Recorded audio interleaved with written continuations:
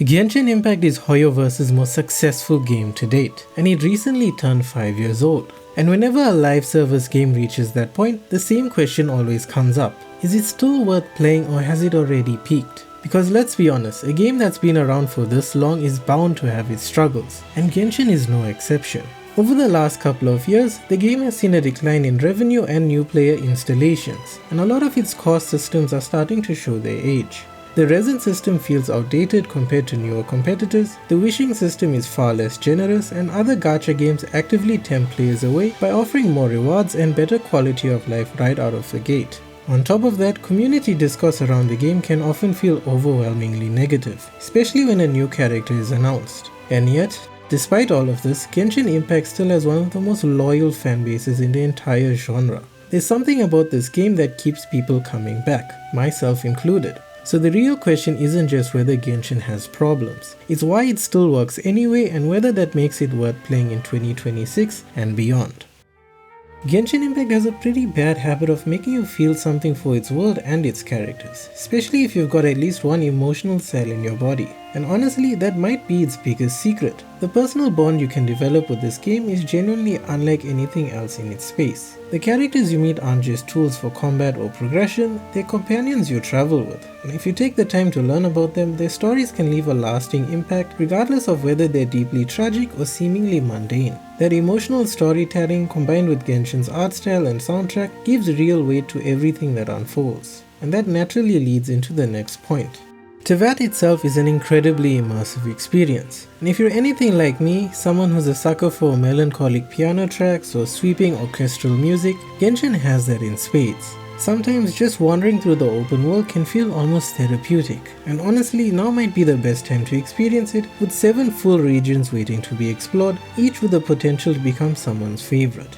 For many players, Teyvat hasn't lost its magic.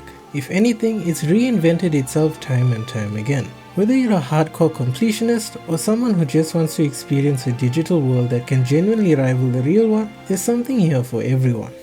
Progression in Genshin feels rewarding, but in a very specific, almost old school way. Sometimes it means saving for 2 full patches just to get the character you really want, but when you finally do, it doesn't feel random or fleeting, it feels earned. The same applies to building your account over time. You don't need to commit hours every single day for that progress to matter. Some days it really is just a 5-minute login, condense your resin and log out, and somehow that still adds up.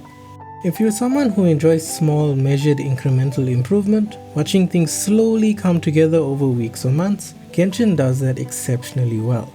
Another reason Genshin has managed to stay relevant for so long is its storytelling, something I touched on earlier.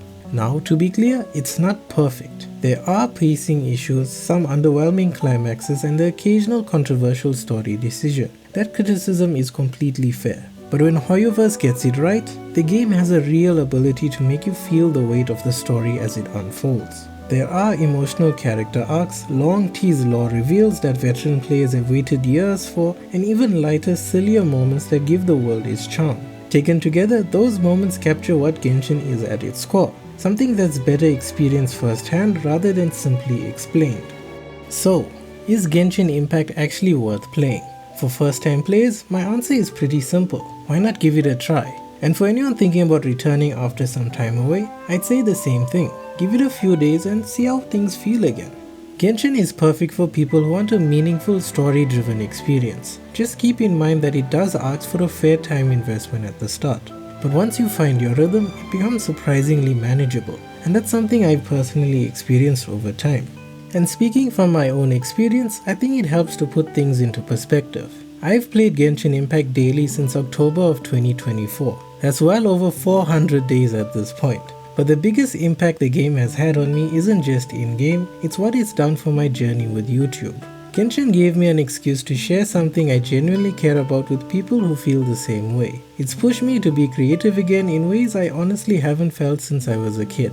And while I'd still be playing the game even if I wasn't making content on it, doing so has given me a much deeper connection to it than I would have had otherwise. So yeah, maybe we'll cross paths again someday, maybe even in the game, who knows. And if you do decide to jump in or jump back in and want some help along the way, I upload pull guides every patch to help you decide where your Primo Gems are best spent, along with the occasional beginner focused breakdown as well.